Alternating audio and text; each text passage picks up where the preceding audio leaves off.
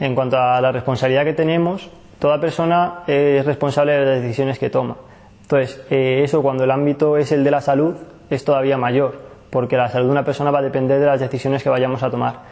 Esta responsabilidad no tiene que ser solamente entendida como responsabilidad de cuando, por ejemplo, una persona engaña a otra, es decir, como profesionales sanitarios no deberíamos engañar a un paciente. Obviamente ahí todo el mundo ve que estamos haciendo algo mal. Sin embargo, cuando es el profesional sanitario el que es engañado por otra tercera persona y se deja engañar, no está tan claro que también seamos responsables de haber sido engañados. Entonces, toda persona, incluso aunque no estemos en el ámbito de la salud, debería tener capacidad para realizar un pensamiento crítico y saber detectar un mínimo de falacias y sesgos cognitivos que van a interponerse a la hora de que podamos tomar una buena decisión, tanto con nuestros pacientes como a lo mejor en otros ámbitos de nuestra vida. A nosotros en el ámbito de la fisioterapia nos llegan muchos pacientes que a lo mejor han pasado ya por otros médicos, por otros compañeros de profesión, y muchas veces la información que les transmitimos, tanto a nivel directo como a nivel de redes sociales, por ejemplo, en nuestros blogs o en vídeos de YouTube, no es la más acertada. Entonces el paciente viene ya con una cantidad de información bastante abrumadora en comparación a lo mejor a lo que era hace 30, 40 años, y la verdad es que lo único que hemos conseguido en muchos casos es desinformar más a los pacientes en vez de estar informándoles mejor con respecto a sus problemas de salud. Yo creo que lo primero a tener en cuenta cuando estamos a nivel de redes sociales, a nivel de Google, de YouTube, es que, bueno, a partir de que ahí nadie está haciendo una criba, no hay nadie detrás que diga, vale, esta información tiene un mínimo de fiabilidad, como por ejemplo podríamos decir en revistas científicas. Entonces esto es un problema, porque cualquier persona por libertad de expresión puede decir lo que quiera en redes y realmente no es ilegal decir lo que te dé la gana en redes. Es una cosa que está defendida, es un derecho universal. ¿Qué ocurre? Que esto supone que yo pueda decir en redes que cualquier tratamiento para cualquier proceso, cualquier patología sea efectivo sin ni siquiera tener que justificarlo con ningún tipo de prueba. Y a mí nadie me va a acosar ni me va a decir que eso está mal realmente.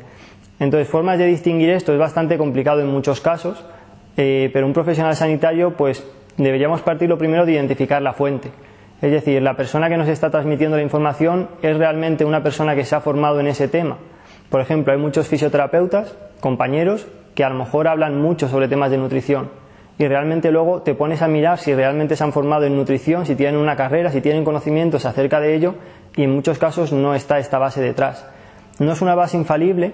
pero es una parte es un origen de donde podemos partir para empezar a decidir si alguna información es o no es fiable. También una cosa que podríamos hacer sería intentar acceder siempre a las fuentes. Es decir, no es lo mismo un vídeo de YouTube en el que seguidamente en la descripción te citan las fuentes, si es un vídeo destinado a sanitarios, acerca de dónde han sacado la información, los artículos científicos,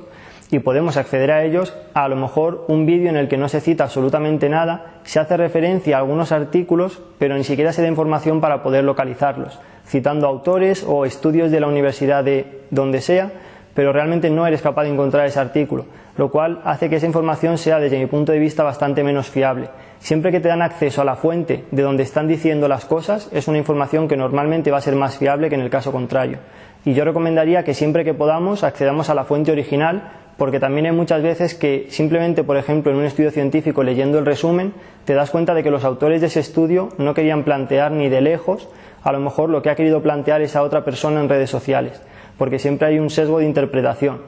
Entonces yo creo que estos dos puntos son un poco los más relevantes, el poder acceder a la información y el saber realmente quién es la persona que te está transmitiendo esa información en redes. ¿Y animarías además a la gente a dudar independientemente del medio o la persona que publique?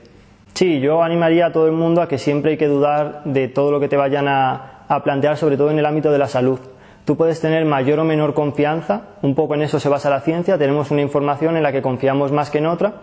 pero eso no significa que vayamos a sentar cátedra y decir esto que me están contando es cierto 100% en todos los casos, porque en la mayoría de casos lo que sucede es que cuando se va investigando pasa lo contrario, que a lo mejor sucede que en un caso concreto funciona algo y en un caso concreto no funciona, o que una información que estábamos dando por cierta, en un par de años salen otras investigaciones que nos orientan a que nos estábamos equivocando.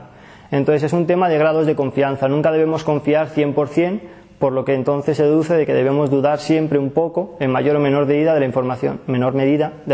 en la que nos está llegando.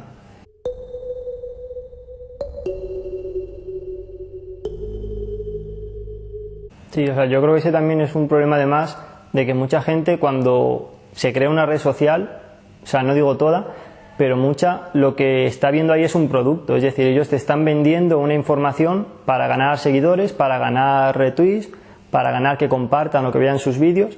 pero no lo hacen realmente, desde mi punto de vista, con una finalidad de transmitir una información veraz, ya sea al ciudadano o a otros profesionales. Entonces, en el momento en el que tú empiezas a utilizar eso como producto, vas a tener estos problemas. Es decir, vas a entrar en un punto en el que va a tirar más el cómo lo pongas de bonito a qué es realmente lo que estás diciendo. Y esto te das cuenta de que hay mucha gente, o sea, yo conozco gente que a lo mejor publica diariamente en Instagram una historia. Es imposible, conociendo a la gente que la conoces personalmente, que esa persona se haya leído 4 revisiones sistemáticas de la Cochrane en 4 días. O sea, a nadie le da para leerse realmente una revisión así. Entonces, ¿qué sucede? Que hay mucha gente que coge cualquier artículo que va acorde a sus ideales previos, lo publica, lo pone bonito y eso a la gente le vale. Porque si encima le estás poniendo una información que supuestamente es científica, ya si se lo mezclas con algún tipo de falacia y con el tema de que es bonito y que tienes a 20.000 seguidores detrás en Instagram, pues la gente directamente no pasa un filtro y eso ni siquiera lo revisa. Y hay muchas veces que si te pones a revisar el artículo en cuestión, es que no dice ni de cerca a lo mejor lo que te estaban intentando plantear en esa cuenta de Instagram, que digo Instagram porque ahora es donde más hay, yo creo, o donde más está viendo un auge de información de este tipo.